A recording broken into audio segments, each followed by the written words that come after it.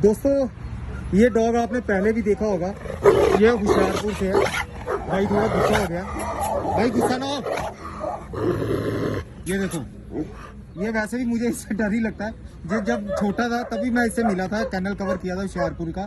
हमारे डॉक्टर जसकरण जी हैं, बड़े अच्छे दोस्त हैं। अब तो वो घोड़ों में चले गए, पंजाब रत्न भी उन्होंने लाया नया। और ये देखो, इसका नाम जानू है ना? हाँ जी हाँ जी। ये जानू है, ये भाई साहब इसके केयर टेकिंग कर रहे हैं। और ये सारस हिमालय की ब्रीडिंग है। और देखने में डॉग आपको कैसा लगा ये आप कहने की कोई जरूरत नहीं है, वर्ल्ड क्लास की ब्रीडिंग होती है ये। और मैं लेवल बता ही नहीं सकता कि इसका लेवल क्या होता है। भैया खड़ा करना है इसको। जानू काट कूट के थोड़ा पीछे बढ़ गया। वैसे इस डॉग से अगर आपको मिले भी